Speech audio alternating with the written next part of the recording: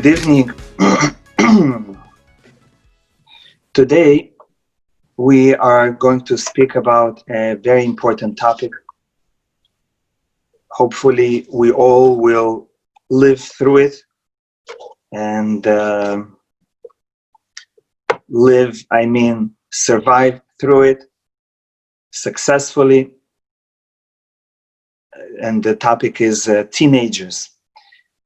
This is the last in the series on parenting, and it's on one hand a summary of what we have been learning, because many things that we spoke about in previous classes apply to teenagers. It's sort of, you have to combine all your skills and now concentrate on your older child or teenager.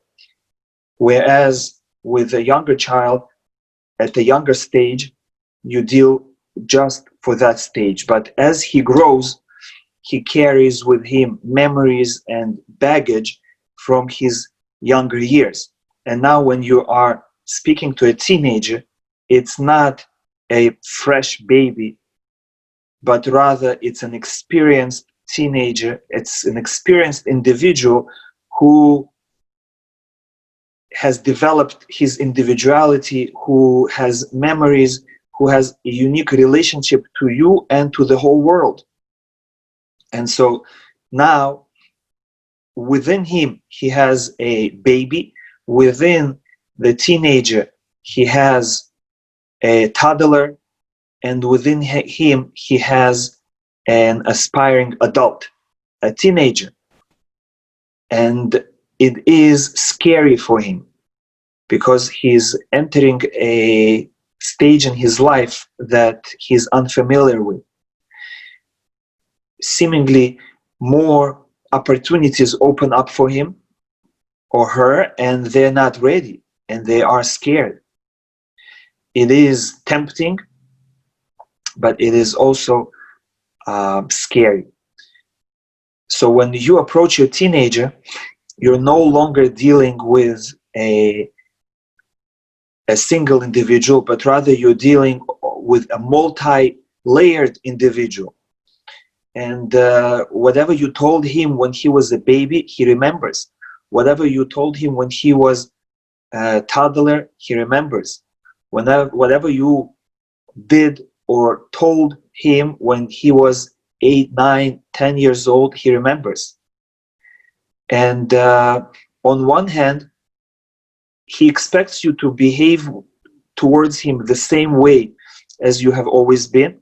On the other hand, he doesn't want anymore to be dependent on you, because teenagers, they call them a child in a adult's body, meaning his body became big, adult looking, but his brain and his emotions have not developed yet. In fact, our sages say that at 13 or 12 for a girl years old, they receive their Yetzer HaTov, which means their brain is developed enough that the higher part of their neshama enters. And that allows them to make better choices. However, the neshama did not descend completely yet. Their brain is not fully operational. It's still immature until they are 20 years old. When they reach the age of 20, they receive the final portion of their neshama that allows them to make choices, or moral choices of right and wrong. Until then, they can make choices, but not perfectly, because their Yetzer HaTov, their good inclination, is still weak. It's still immature. It's not complete. Whereas their Yetzer Hara has been in them from birth. So the age between 13 and 20 are very challenging because they have full power of their Yetzer Hara, their evil inclination, both intellectually, emotionally, and physically. Their body is now complete as an adult. They can get married, they can have children, and the hormones are running through them, are influencing them. But at the same time, their brain is not ready.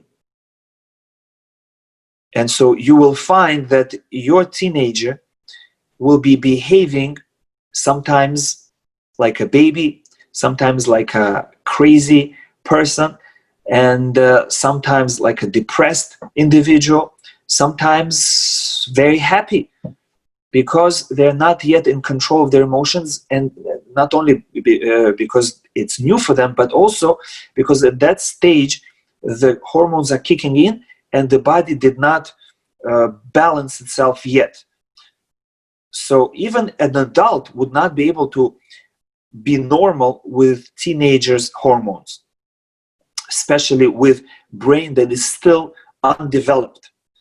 And by the way, according to modern day medicine and science, they say exactly the same thing.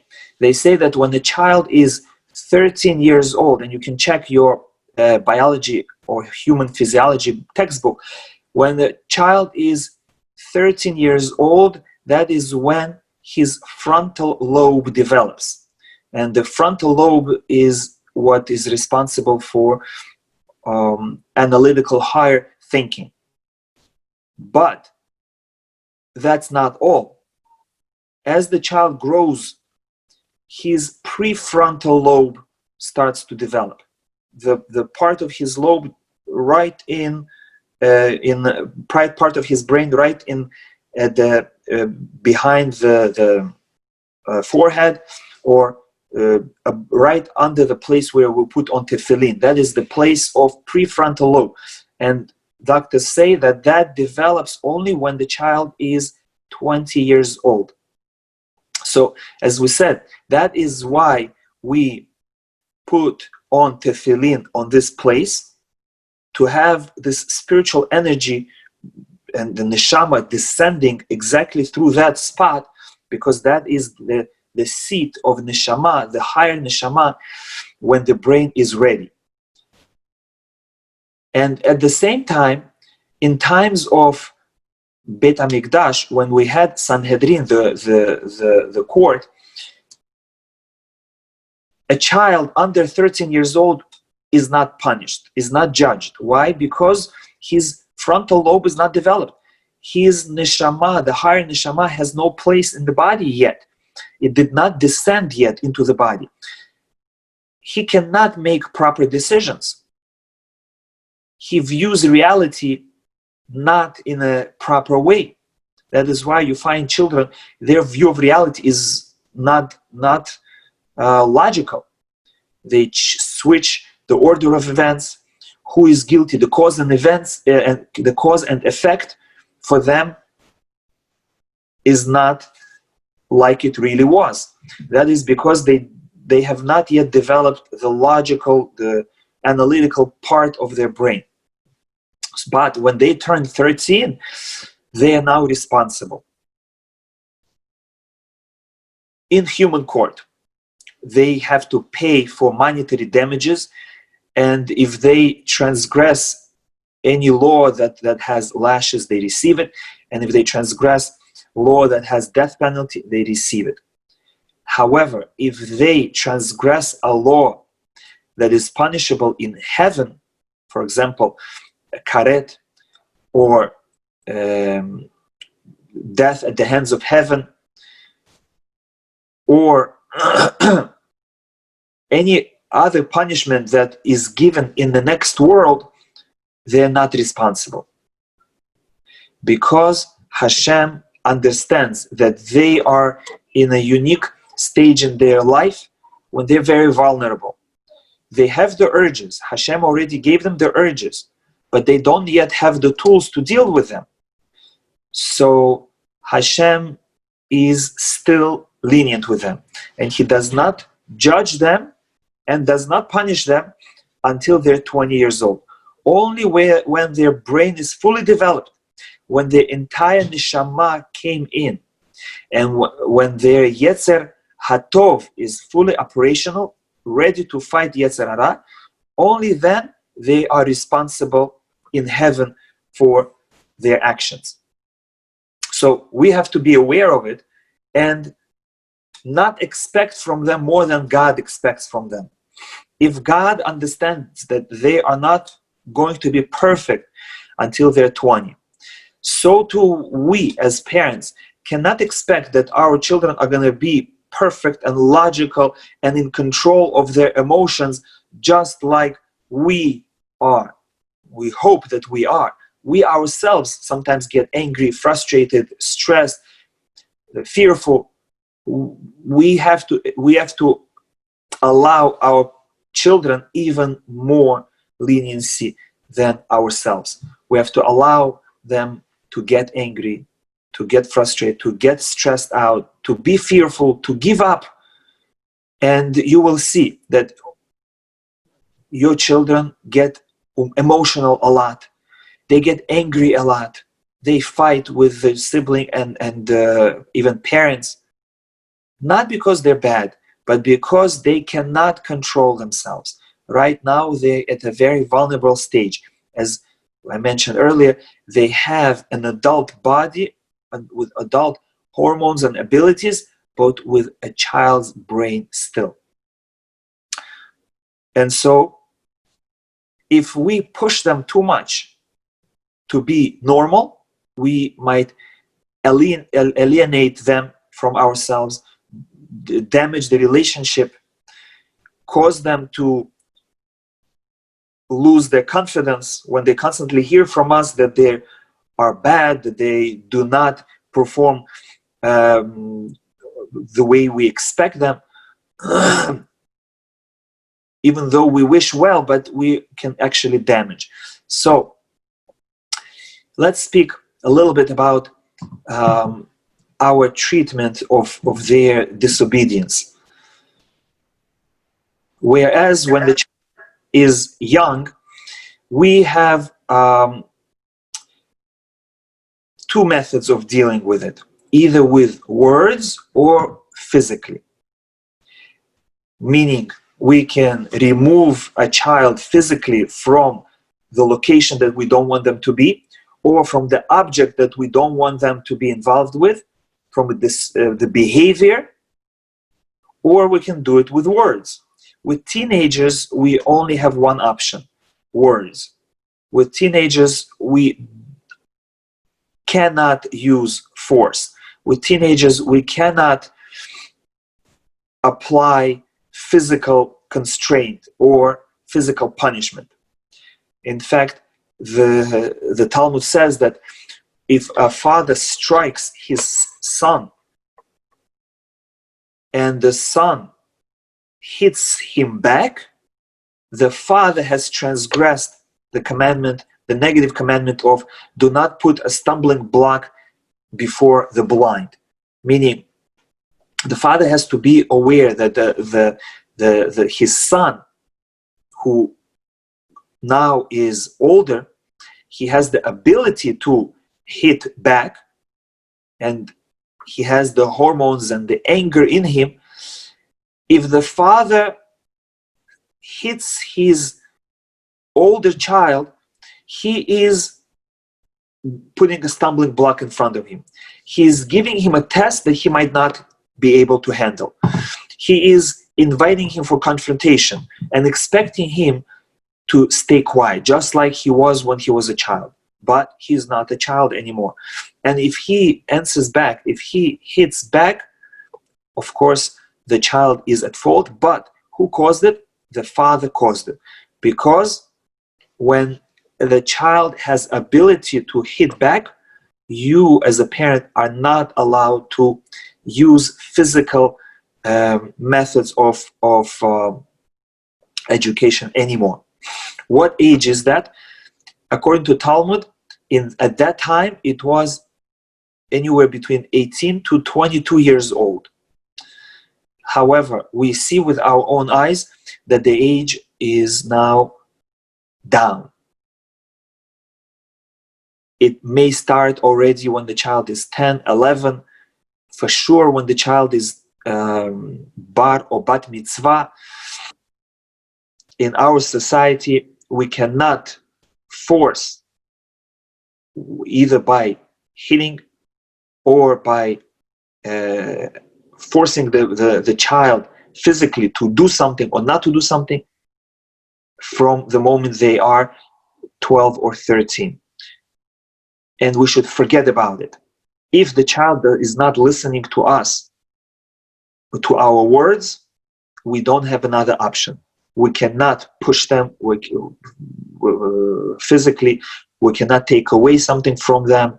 We cannot hit them, because at that point we will be guilty of putting a stumbling block before the blind. So that means that we have to actually prepare ourselves that as soon as our child is getting more mature, already when they are turning 7, 8, 9, we should slowly start preparing ourselves that the time will come when we will not be able to use physical punishment anymore, or physical force to force him to do something or to take him away from the activity. We have to rely more heavily on our speech, our explanation, or on consequences, as we have explained in previous classes. It's important to develop your relationship with the child. It should not be the same as it was when the child was an infant. As the child progresses, so too your relationship with him should progress. And you should actually be one step ahead. Not that when it's too late, he's not an infant anymore, he's a toddler, and you say, okay, you know, I want to still pinch his cheeks, and I still want to cradle him and treat him like a baby, but what can I do? I have to move up. No, you have to move up before he becomes a toddler. Because if you hold back, you're guilty of preventing the development of your child. You are causing your child to be delayed in his development. So you have to be ahead. And as soon as you see that your child is about to switch to become a toddler, you have to already treat him as a toddler. As soon as you see that he is now a young adult, that's it. You have to treat him as a young adult before he becomes one. This way you're going to be ready, waiting for him with a new relationship, and as he's entering that stage. So I mentioned before that even from young age, we should treat our children like we want to be treated. We should treat them as adults. We should speak to them normal language, not baby language. Because they live in the real world. Of course, you can be soft, you can be extra kind, but not baby language. Baby language is for your enjoyment. But baby language does not help a child to develop. It delays the development of the child. So when the child is now turning into his teenage years, we have to already be waiting on the other side, treating him as an adult. Just like an adult, we do not look down on them. We do not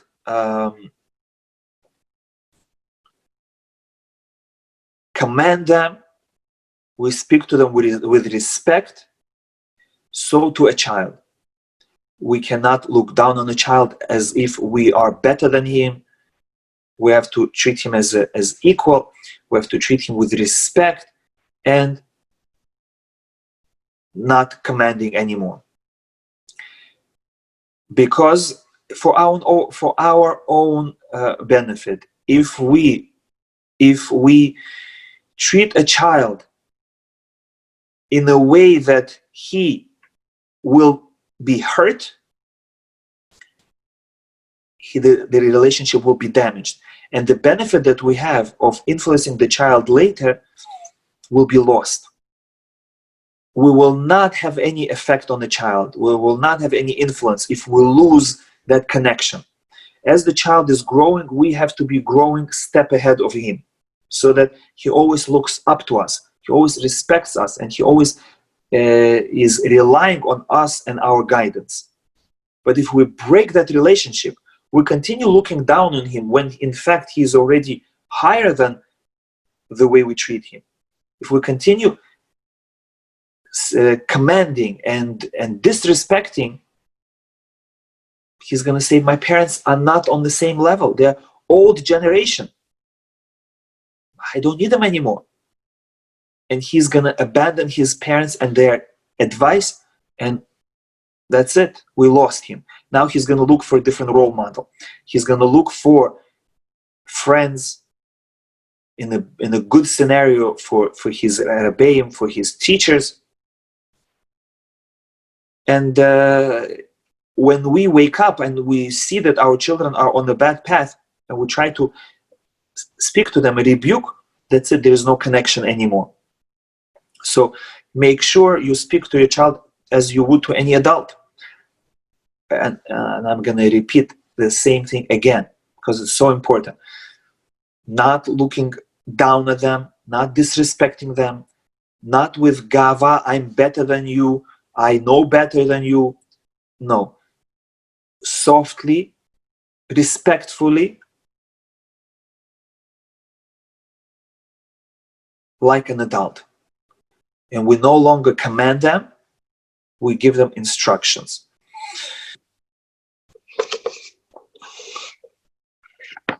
Now, an important point. When the tree is young, it's soft.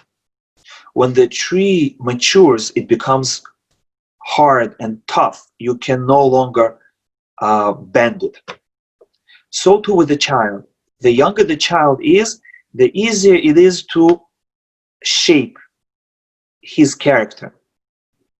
Once the child becomes a teenager, they're basically set in their ways. And the parent at that moment has to realize that they can no longer change them. At that moment, only what's possible is slight adjustments, not bending them completely, little adjustments. A little, you crop a little there, a little there, like the bush that grows too much, you shape it up to make it beautiful. But it's too late to now bend the tree. If you try to change your child, you're going to break them and you're going to break the relationship. And very often it happens that when the child is small, we are not aware of their negative character traits because they don't yet have the power to do anything with it. They might be afraid of us. We might be controlling them physically or with words or with money.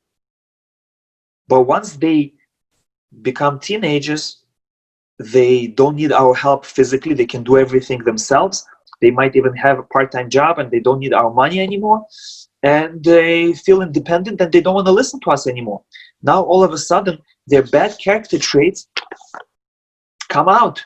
And with their hormones playing on their nerves, now they do much worse. And all of a sudden, the parent sees, and now they think, I have to rebuke. Now I have to stop. Now I have to control. Now I have to change them. And that's exactly what you shouldn't do. If you see that your teenager is doing bad things, you have to realize that you cannot rebuke them harshly. You cannot look down on them. You cannot command them. All these are gone. Too late. All you can do is rebuke them softly with explanation, clarification. What is good? What is not good?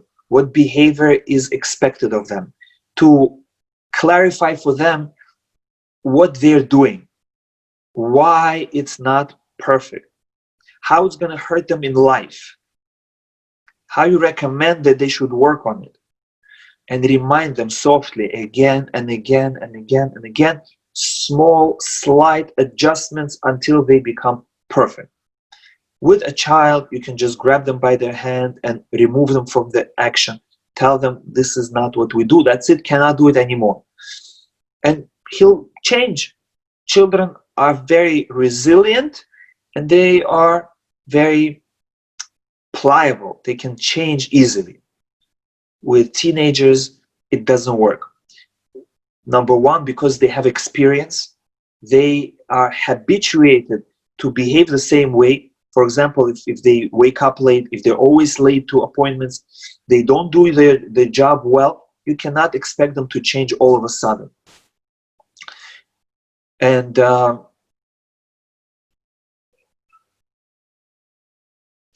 that's number one, the experience. And number two is because they are not in control of themselves anymore. As I explained, their brain is not fully developed. Their hormones are running through them. To expect that they will be in control, in charge of their emotions and their actions, and all of a sudden they're going to become perfect and listen to you, is unreasonable. So the time between 13 and 20 or even 24 is not time for change anymore. It's time for slight adjustments, slow, gradual adjustments. And even if you don't like it, you have to live with it. You don't like the behavior of your child when he's a teenager, it's too late. Partially, it's the parent's fault. If you see your teenager has bad character traits, does bad things, it is unfortunately the parent's fault because you caught it too late. But it's not time to get depressed. You can still fix it, but slowly. And it's important to continue having the good relationship. Because if a parent gets angry, if a parent demands too much, he is harsh, condescending, disrespectful, the child will break the relationship. He will ignore the parent. In the best case, he might listen to the parent when in front of the parent, but when they leave, they're going to make fun of the parent. They're going to, on purpose, do against the parent. That's because there is no more respect, mutual respect. So even if you don't like what your teenager is doing, you have to continue to respect them and speak softly to them. Love them and show them that you are happy with them. And in the meantime, you are trying to slowly to adjust them. You can only adjust them, you can only influence them if you have the communication, if you have the relationship. Once the relationship breaks, once they no longer respect you because you don't respect them, you lost it. Now they are left to the street, to their friends. That's it. Of course, it's never too late. You can always pray, and you should always pray from before you have children until they are grandparents themselves. You have to pray for your children every day. But even at the time when you cannot do anything anymore, they don't listen, you can still pray. And it's very important, by the way, to find something good in them and concentrate on it. You have to believe that they are good, they have good inside of them, and most of their character is good. Just that they are now in such a difficult stage between 13 and 20 that they are doing it, but they will not continue such behavior. They don't want to do it. They just do it and then they regret. They know what they're doing is wrong and they regret it afterwards. And so a parent has to show it to a child. He has to show, I believe in you. I believe that you are good. I know that you're good inside and you want to do good. This is just an aberration. This is just an unusual stage in your life. And the children don't know what hit them. All of a sudden, they become crazy. And they understand it. They cannot control themselves. They fight with everyone. They jump on on their siblings at a tiny provocation. They have chutzpah. They don't understand and they get scared and they suffer because they feel that they're bad. They feel that this is how it's going to continue. And they're suffering because not knowing what it is and not knowing when it's going to end makes it so difficult. And you actually have to help them. You have to have a conversation with them and tell them, you should know that you are going through the most difficult stage in your life. From 13 until you get married. And therefore, the younger you get married, the better. 18, 20, 22, 24 is the hardest stage in your life. But don't worry. Once you're 20, it's going to become easier. Once you get married, it's going to become easier. When you have children, it's going to become easier. It will be difficult in other areas, but your body, your emotions, your hormones are going to become easier. Give them hope. Tell them, don't worry, it's not going to be forever. It's only for a few years while you are developing, while you are growing. Once you turn into a complete adult, it's going to be easier. This will give them hope. It will make their life so much easier. And every year when I used to teach in high school, I told this to my students.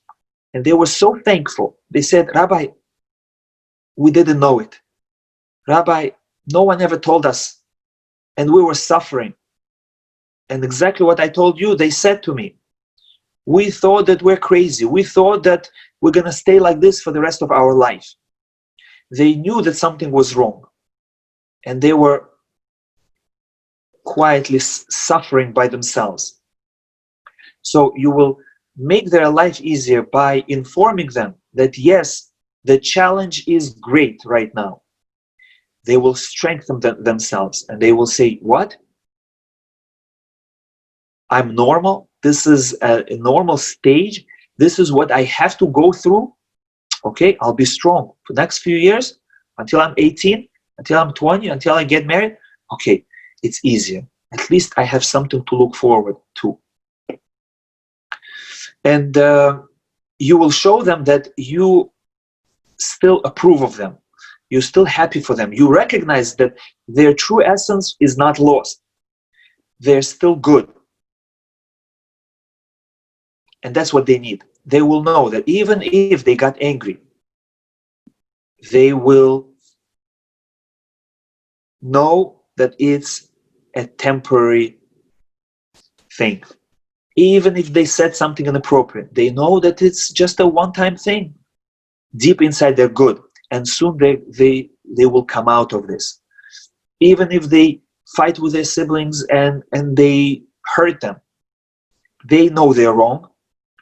And they see that their parent recognizes it also, and they feel better. Say, I am happy that my parent understands that this is not me. I couldn't control myself. And I did something that I regret.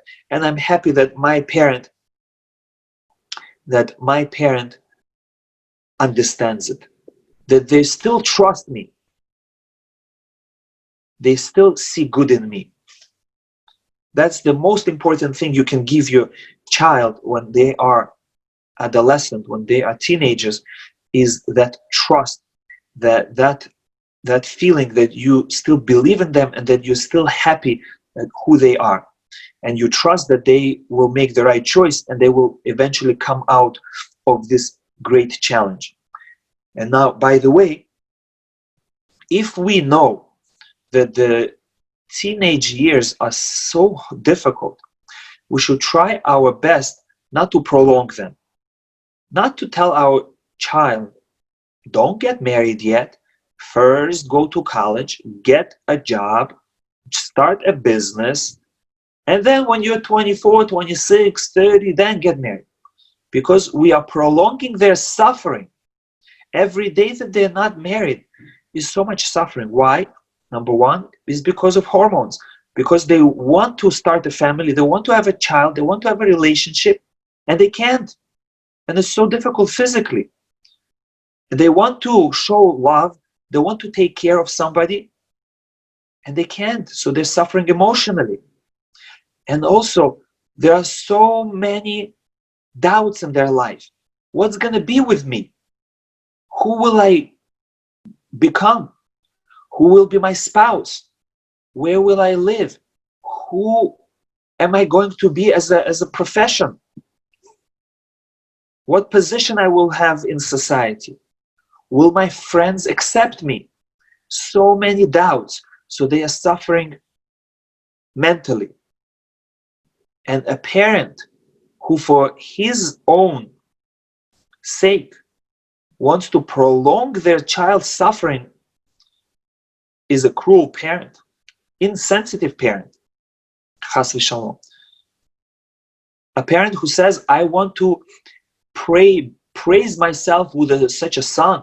My daughter is in medical school. My son is becoming a lawyer. You're willing to cause your child such suffering, mental, emotional, and physical suffering for years and years just because you want to praise yourself? It's very cruel. What can we do? What we can do is prepare them for marriage and to speak to them about marriage and tell them, you have to take care of your life first before you try to impress others, including your parents. It's much more suffering to be single and to worry, how will my dating be? Will I meet my soulmate?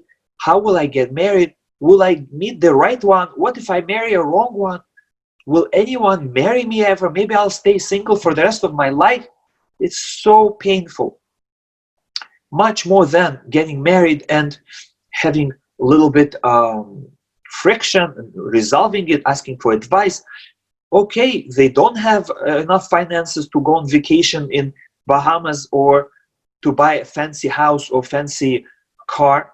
That's okay. Doesn't hurt as much as the emotional, the mental, and the physical suffering that a teenager undergoes.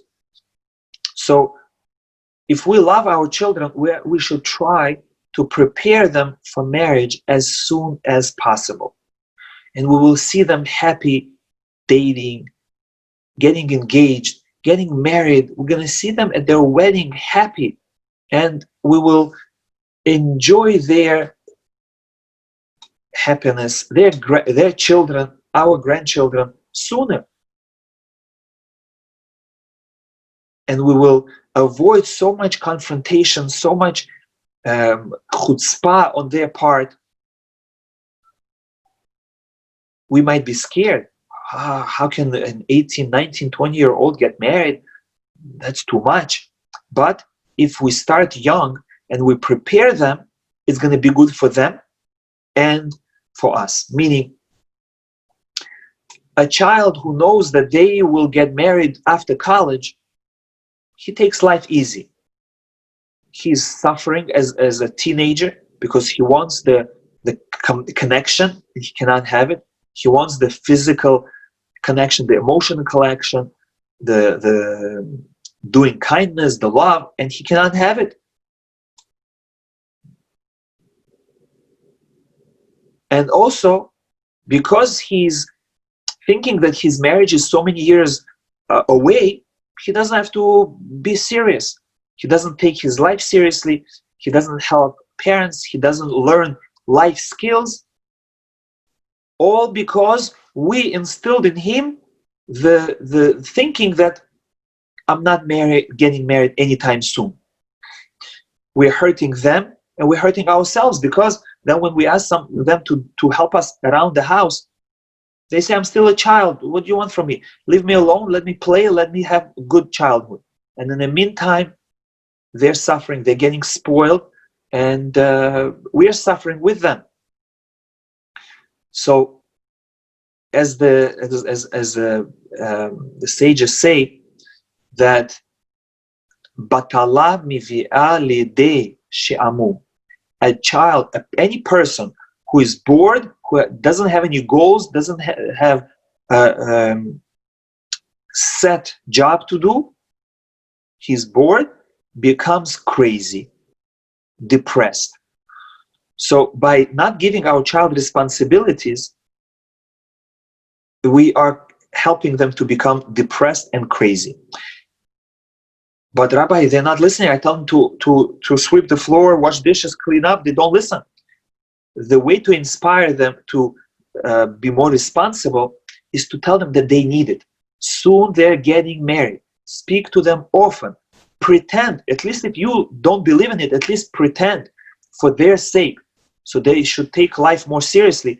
Tell them, you know, I want you to get married young. I think you'll be ready to get married when you're 18. As soon as you graduate high school, we're going to start looking for a shidduch, for your match. This way, you will put the seed in their mind. Oh, you know what? My parents think I'm adult. My parents think I'm ready. My parents expect me to get married young. Oh, that means I have to do something about it.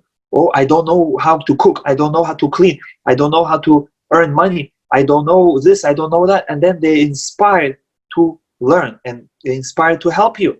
Because soon I'm going to leave my parents' home. I have to take advantage. I have to show appreciation. I have to practice.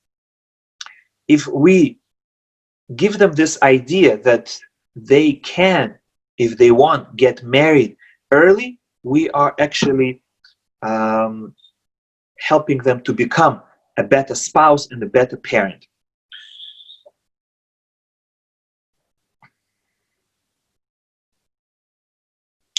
It's important for a parent,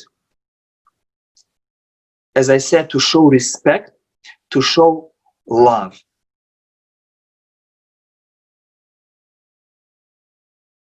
And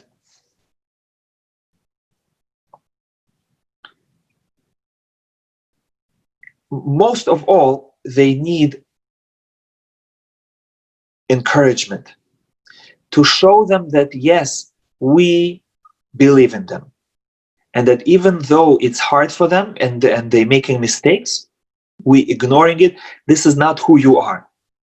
Like the story I heard recently about Baba Rabbi, that when he came from Europe, the old Baba Rav, he came from Europe with, you know, broken community, broken family, and one of his Hasidim joined him, and he used to be a Chazan in Europe, and he told him, come, we're going to establish a new synagogue and you will be the new Chazan, the cantor, the Baal Tefillah, Shaliach Tzibur. And that's what it was. Then one Shabbat, he didn't show up. The Chazan didn't show up.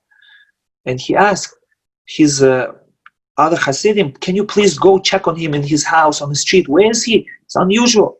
They went, they came back sad and said, Rabbi, you're not going to believe it. Do you know where we found him? We found him in a park smoking on Shabbat. Yo Chazan. Rabbi said, go back to him and tell him, it is the Nazi that's in you that's smoking. Tell him to throw the Nazi away and come back to Shul and be Chazan. They went to him, they delivered the message, and he came back. Then, many years later, he came to the Baba Rav And he said, Rabbi, do you remember me? I'm the Chazan who lost his family in the Holocaust, who lost his hope. And I started smoking on Shabbat. And you believed in me. And you told me that I'm good. And it's not me who's doing the mistake, who's desecrating Shabbat. It's the Nazi in me. It's their bad influence. It's their pain that they inflicted upon me. And I threw the Nazi away, and I believed in myself at that moment. So that's what we have to show our children. Even if they make a mistake and they hang out with bad company, they stay pure, they stay good. And we trust them. And we tell them, throw away the bad and keep the good. You are good. Throw away the bad influence and stay good. I love you. I'm happy with you. You are good.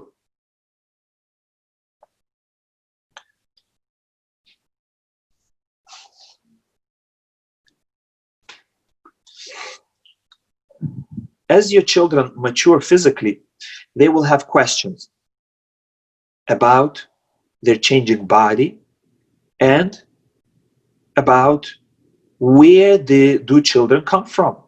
Why do we have boys and girls? Why are their bodies different?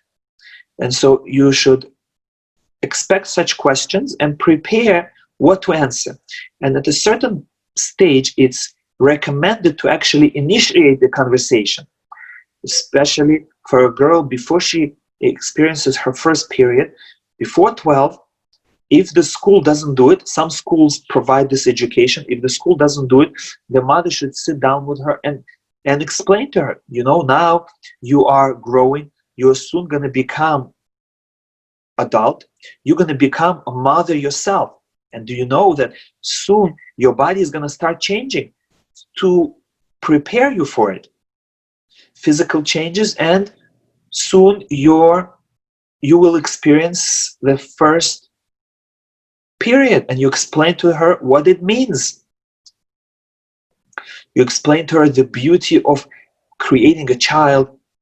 Explain to her the physical process, how the egg is, the potential child is descending, is getting ready, and if the time is right, the child will start developing and will inside of her become a baby. But if the time is not right, if she's not married yet, then it will be discarded to make room for the fresh egg. And the discarding of the old egg to make room for the new is the blood flow. And it's normal, nothing to be scared. It's not injury, you're not sick, everything's okay. To prepare her that she should not be shocked, she should not be traumatized. All of a sudden, I have blood. It's so scary. And there were cases that a girl was so traumatized that even when she got married, she was so scared of it. So before it happens, you have to prepare. And for a boy, it's very important because he needs to be also aware that the relationship between a woman and a man is a holy relationship. It is something kadosh, very holy. We are becoming partners with God in creation. The organs of reproduction are holy. They are instruments for the greatest act, creation of a human being. That is why God made covenant with us exactly on the reproductive organ, to show that we are partners with God. We have a covenant with God. When we create a human being, we are creators ourselves. And you explain to him that in order for a man and a woman to create a baby, the woman has to provide the egg, the man has to provide the seed, and therefore you will experience changes in your hormones in your body, and you will start producing that seed. And once in a while, there will be a nocturnal emission, and don't be afraid of it. It's normal. It's a process of preparation of your body for marriage and having a child. And at the same time, you have to explain to him that because it's so holy, it cannot be wasted. It's given to a person for a holy purpose and for pleasure. But the pleasure has to be in the right environment, in marriage. Otherwise, it is detrimental for you physically and spiritually. Physically, it drains a man, and spiritually, it damages his neshama, because there's actual destruction of potential life. It's like miniature murder. So that he knows about, he's aware of it, he doesn't have to be scared, or doesn't have to experiment, doesn't have to learn from his friends.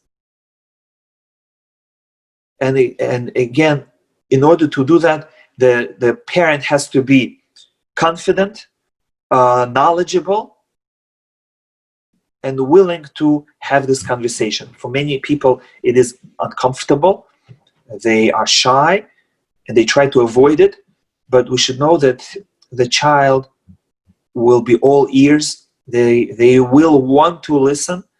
The younger you start, the easier it will be. The less they know from the outside, the easier it's going to be for you to give them fresh, pure explanation. And it's very important, because it will prevent many problems, both for girls and especially for boys. It will prevent problems if they know what to expect and how to deal with it. And one way to explain to them the relationship between a husband and wife is first start far away. For example, explain to them that by trees, there is a male tree and a female tree. Sometimes it's two separate trees. Sometimes the same tree has a part that is male and female, and they know about it. They see it. It's pollen. And you explain how bees work. The bee takes the pollen, which is a seed, brings it to another flower, which has the base, like the ovary, like the egg. The bee puts it there, and now it's complete. And now the new plant can grow. Whether the pollination is through bees, or it's through air, or self-pollinating plants. He understands, yes, I understand. You take this, you combine, now it's ready, and it continues growing. Then you tell him about insects. He sometimes may see insects, and he might ask how they grow. You explain to them there is a male insect and a female insect, and same with birds. They see a rooster and they see a chicken, and they see a chicken laying egg, and you explain, without a rooster there is no baby, just an empty egg. A fish, the same thing. The fish lays egg, caviar, and from there comes the baby. But if there is no male who gives the information, who gives the seed, the egg will not be fertilized. And now you go to animals, the same thing. He sees a dog and a female dog, the cat and a female cat, and he gets the idea that yes, you need two partners, each one needs to give his part, and then you have a baby. And then you come to a human being and you say, yes, people are just like that. We also have a female that gives the egg, and a male that gives the information, the second part of the information, and the mother carries the baby grows inside the mother, and the mother gives birth. No exact details are necessary, but start with this explanation.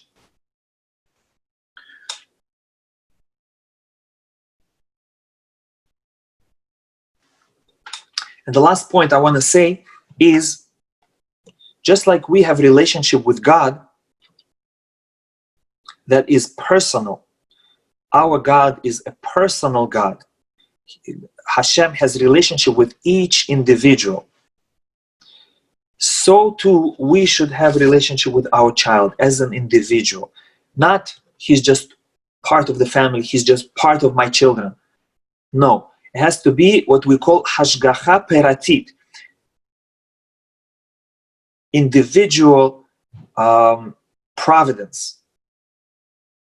personal relationship. The child should know that he is unique and he has place in your heart. And you can actually tell him that you have a special place in my heart. And you can say it to every child, you have a special place in my heart. And that will help them in life. They need to know that you take care of them, that you love them, you observe what's going on, you supervise them, you care for them. They need to know that they have a personal relationship with you. And actually the last point is that being that a child is an independent individual, we have to respect that. We have to understand that a child, especially a teenager and a young adult, have the right and the responsibility and ability to make their choice. And we cannot take it away from them. We cannot threaten them, we cannot push them, we cannot force them to make a choice. Because we are making them handicapped. We are not allowing them to exercise their choosing muscles. We are damaging their ability to be successful adults. In order to be a successful adult, they have to know how to be responsible for their choices and how not to be afraid to make their choices. So we have to let go and allow them to make their own decisions. Who they want to become, we cannot force them to be who we want them to be. If they have a certain talent and inclination, they love something, we have to allow them to develop it. We cannot brainwash, no, this is not good, only this is good, don't be this, do be this, I'm not going to love you, I'm going to do, I'm going to be embarrassed, chas v'shalom. We should allow them to do what they want to do. And it's very important as well in shidduchim. We should not force them to marry someone we want to marry them to. They have to marry someone they want to marry. Meaning, don't choose a spouse for them without their participation. Make sure they are happy about it. You can recommend, you can suggest a certain boy or girl, but don't force them. If you see they're not sure, give them more time. It's not going to be good if you rush them and you say, yeah, it's good, listen to me. And then they get married, and in the back of their mind, they have this doubt. Maybe I shouldn't have married them. Maybe I should have waited. Maybe there's better. And then when any trouble comes, any disagreement, that doubt stays in their mind. Because I did not make that decision. My parents made the decision for me. They forced me to marry that spouse. I now regret, and now that I have the ability, now I'm away from my parents, I'm going to get the divorce, chas v'shalom. So we might think that we are helping the child, and we might actually be creating their divorce. Just wait another few weeks. Let them think about it and be sure. And ask them, are you sure? You're sure that you want to marry them? You're sure that you can handle it? You're sure that you're ready to do everything that it takes to make this marriage work? And if they say, yes, I'm ready, I'm sure, now let them get married. And then that's going to be what's going to hold them from divorce. Because they're going to say, I made this decision. I was responsible. I'm going to now make sure it works out. Even if the child is fearful and they cannot make a decision, even then we cannot push them.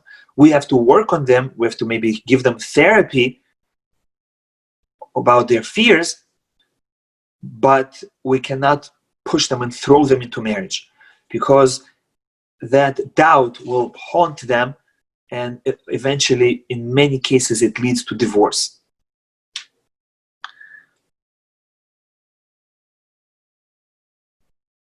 Getting married is most important decision that a person makes, and we have to give them that opportunity.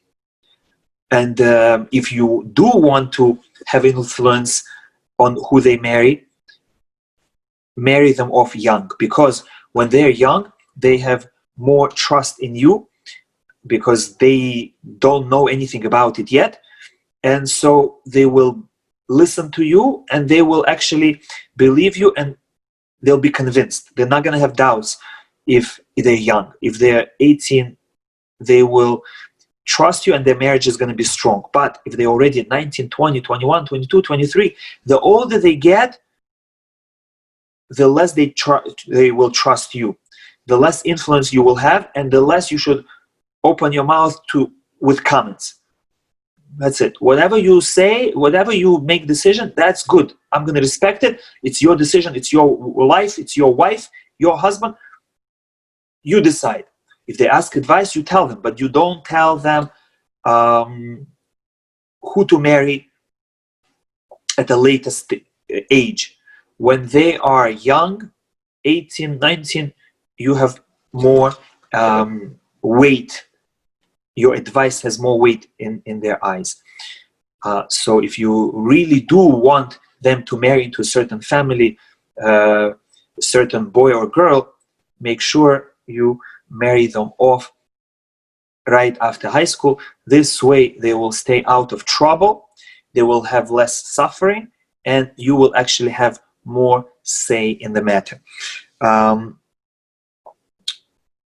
Now, just to summarize, we learned today that as a child matures, he becomes a multi-layered individual. He's no longer a baby, he's no longer a toddler, he's not a child, and he's not even a teenager. He is a combination of all. And you have to keep that in mind. And you have to keep in mind that he now entered a new stage. You cannot treat him as a baby. You have to respect him, treat him as an adult, and now speak to him logically. You can no longer use force. You cannot give physical punishment. And children at that age are very vulnerable, very fragile. They need support. They need encouragement. They need to find out that this stage will pass. They need to hear it from us to give them hope. They need to know that despite their mistakes and outbursts of anger, they are still good. We see the good in them. We concentrate on them and on the good, and we ignore the bad. We do not see the bad, and we tell them the bad that you do is not you. It's just the hormones, so that they also understand that their essence is good and they strive to be good. And finally, we learned about marriage, preparation for marriage. The earlier, the better. No pushing. They have to make their own decisions in life, in parnasa, in education, and in marriage. At this point, I will allow you to ask questions either on the chat, or you can unmute yourself and ask. Thank you for listening. If there are any questions, I'm happy to address them. And you can use this opportunity also to ask questions not only about teenagers, but also about other topics in parenting.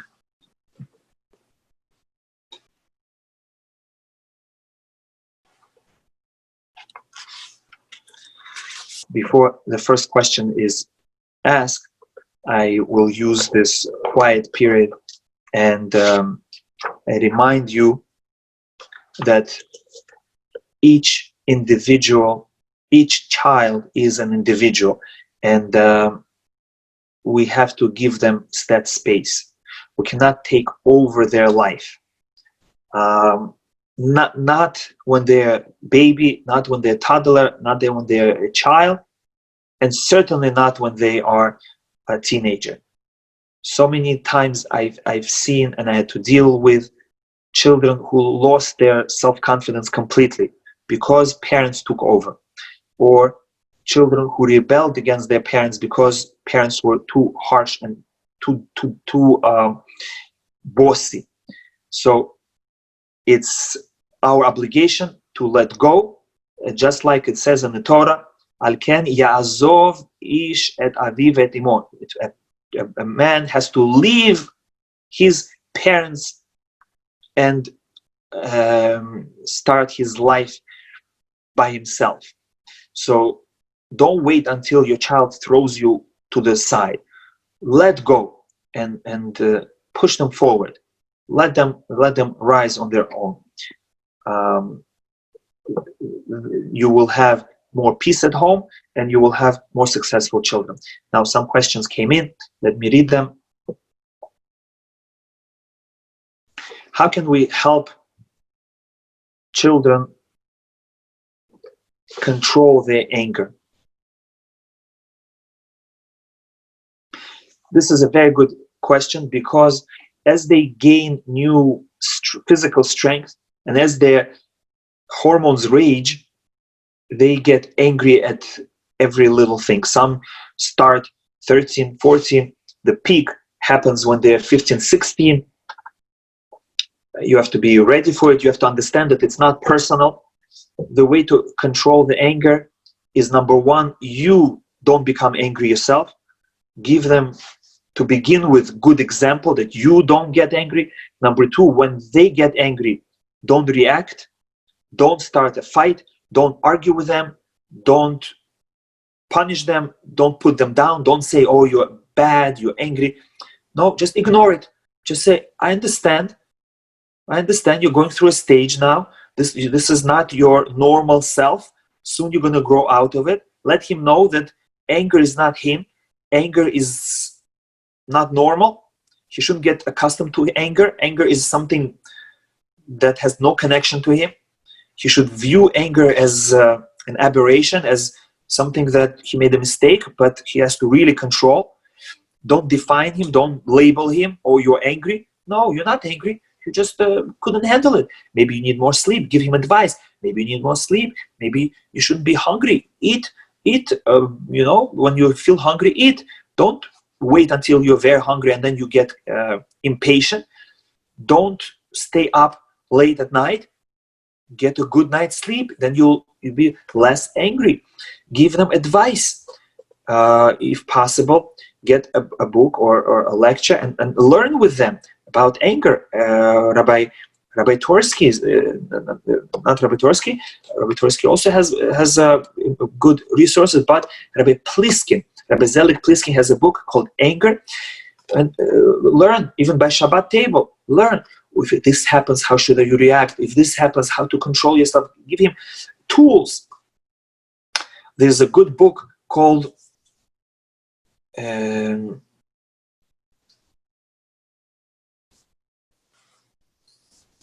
Will Training, written by Dr.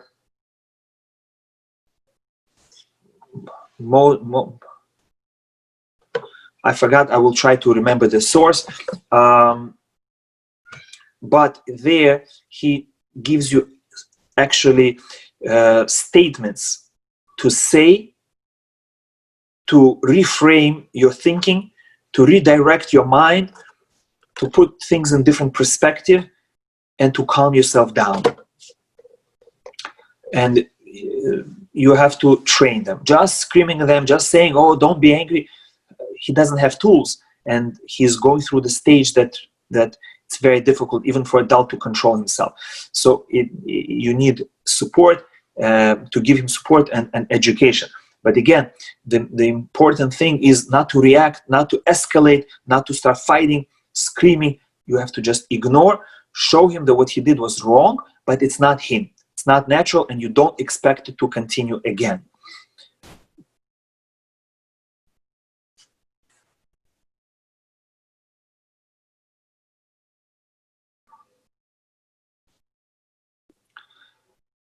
I'm trying to understand some questions. Only the questions that I understand I will address.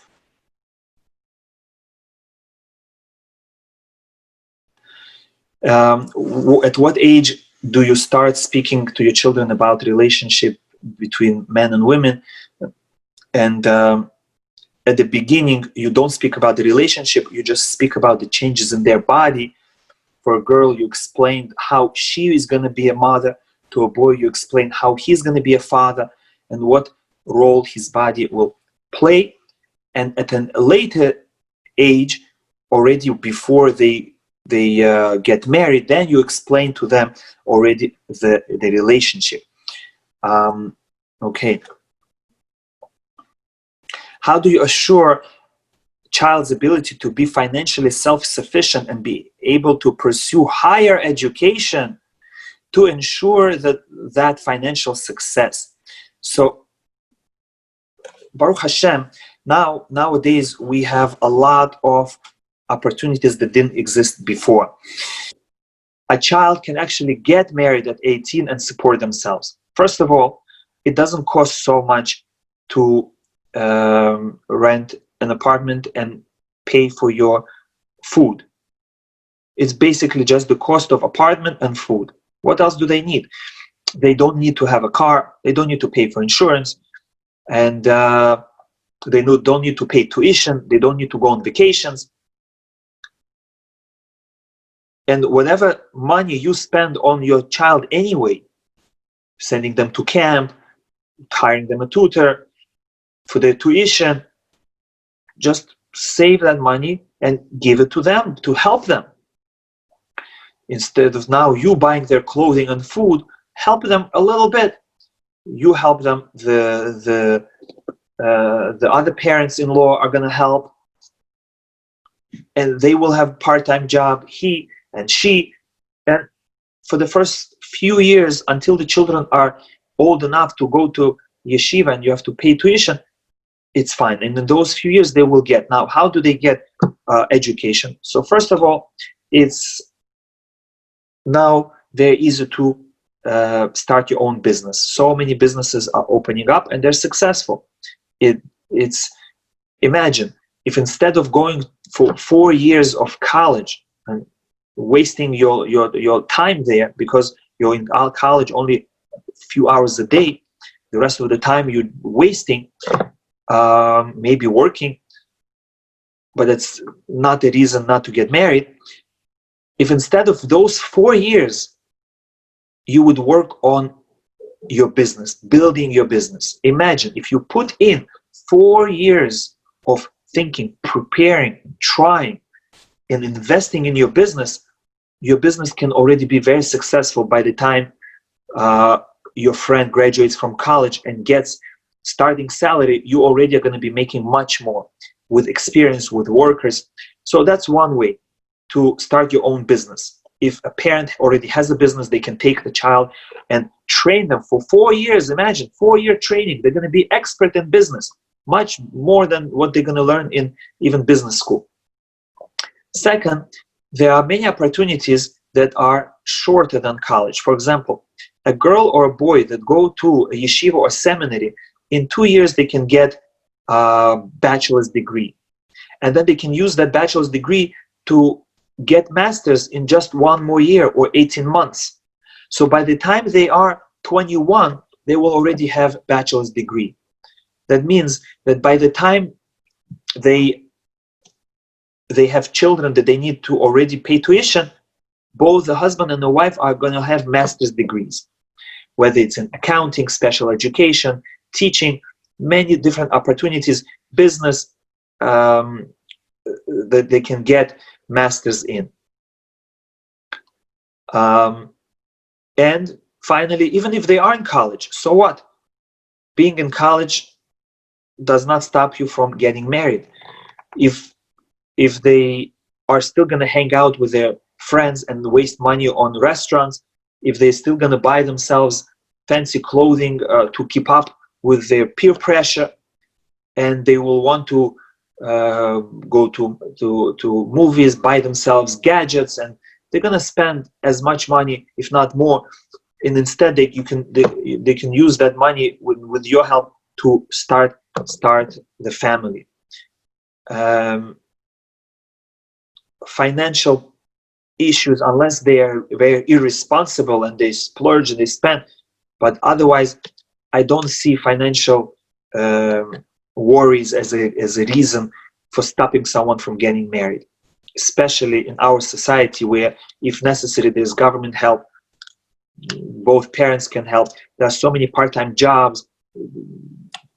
With just a couple hours a day, you can earn enough to support yourself. So that's the good news. Okay, one more question.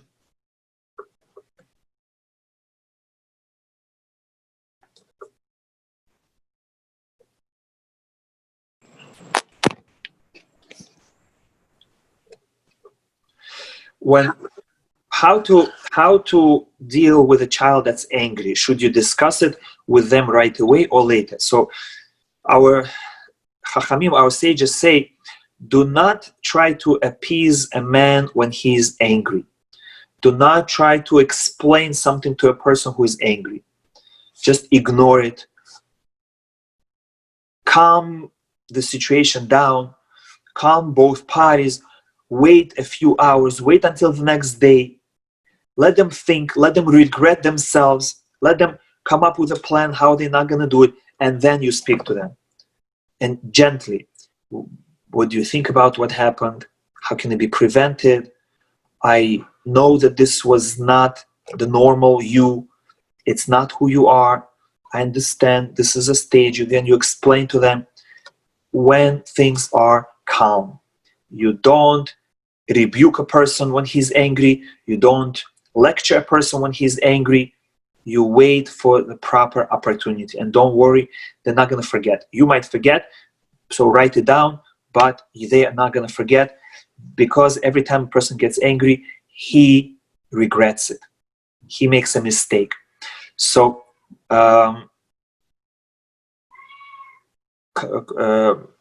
don't fall into this temptation to start fighting an angry person and showing them he is wrong. Ignore it, send him to their room, and deal with it later. Let me see if there's one more question. Oh, the book on anger management is called Anger by Rabbi Zelig Pliskin, Art Scroll Publishing.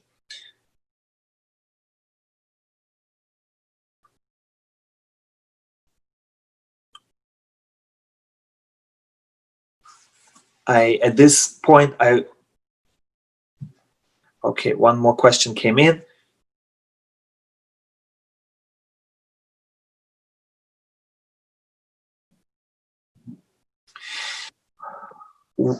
Two questions came in, both on the same topic. Do you think that children who are 18 years old are mature enough to have a family? And do you think that getting them married so young will create burdens and challenges for them that they cannot handle? And the answer for both of them is that no. When they are 18 years old, they can be perfectly mature. Of course, if you take someone off the street, off their phone, off their friends, and you tell them to get married, of course they're not ready. But if you prepare them, they will be perfectly ready. Prepare them from young age, and don't have to do a lot. Just tell them, remind them that they are getting married young, and they'll do preparation themselves. And about making mistakes, just like they fight with their siblings, just like they fight with their parents, with their friends, they'll do the same with their spouse. They'll grow together as long as they have support. The parents are on their side. They give them proper guidance.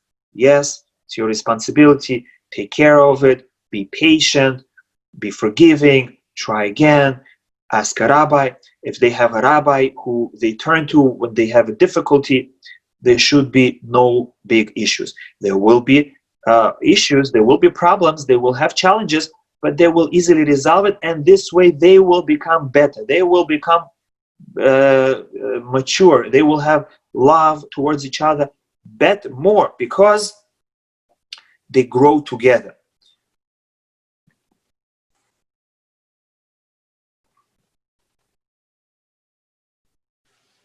Yeah, that's a good point. Why do we encourage children to get married between 18 and 20 when they receive their higher neshama only at 20?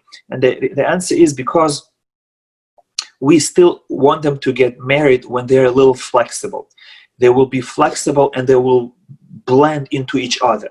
When they're already older, he's stiff, she's stiff, and they bump into each other and they are not willing to change. So even though it would be better that they should receive their neshama and the brain earlier, but if we wait longer, it will not be as good. Now they're suffering, they're making more mistakes, they're sinning, and at the same time they're becoming less flexible. It's better for the younger they get married, the less their eyes open up to search and look at other possibilities, the more they trust their parents, the more they're confident that they made the right choice, the more they're flexible to adjust to another person's character, and the less arrogant they are, more humble they are, so they accept advice and they accept another person's view. They will not say, oh, I know better than my spouse, I'm already in college, I'm this and that. They will be more respectful. So whichever way you look at it, getting married young is better, but again, with proper preparation. And the preparation is easy. All you have to do is tell your young children, oh, you know, I wish you get married young, because start your life young. Why should you listen to my lectures? Why should you listen to my commands? Start your life and you become in command. You become the father and the mother. You be the leader of your family, and they'll like that.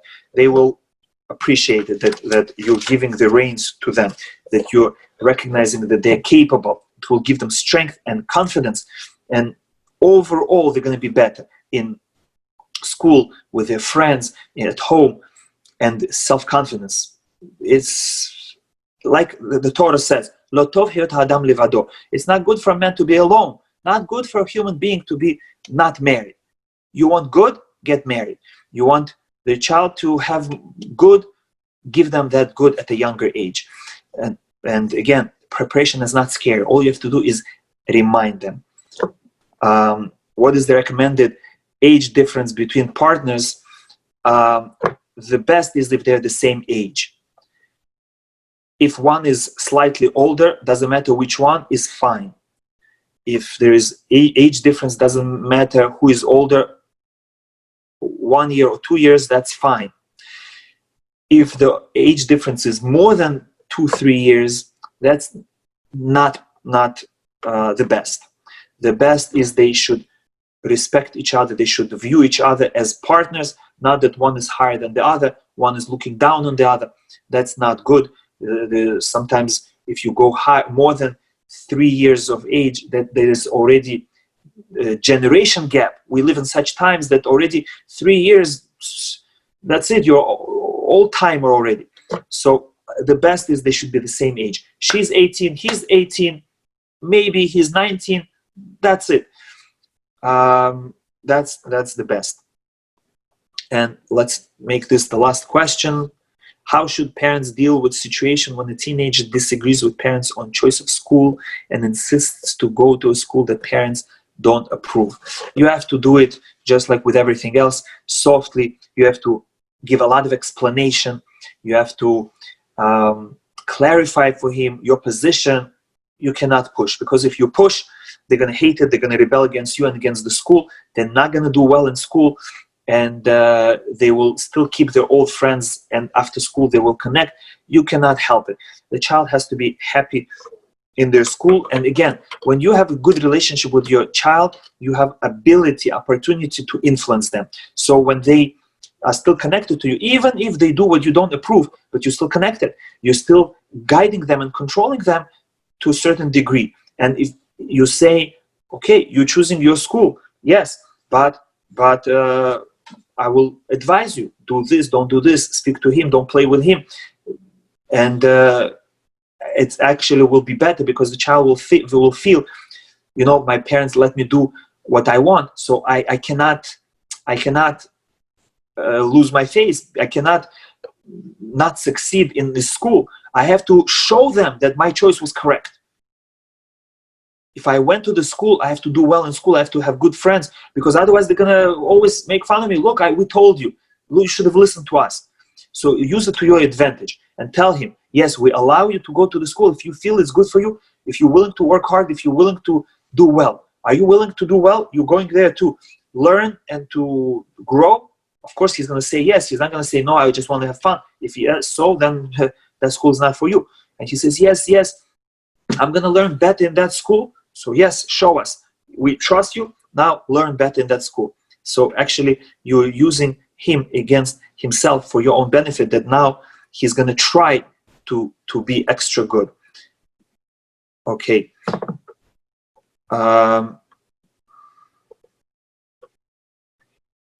Thank you for listening. You're welcome. And Bezat Hashem, we should all have right ideas, right words in our mouth. We should raise our children correctly. We should be proud of our children. Our children should give us only happiness. And Bezat Hashem, we should together with our children create one big extended happy family where all siblings are happy, the parents and children are happy, they all enjoy each other, they have good memories, they share their memories, they laugh about their memories. That is the main thing. Bezat Hashem, all our children should be tzaddikim, should be righteous, serving Hashem, and we should all merit to see Mashiach and go to Olam Haba. Amen. Thank you. Shabbat Shalom. All the best.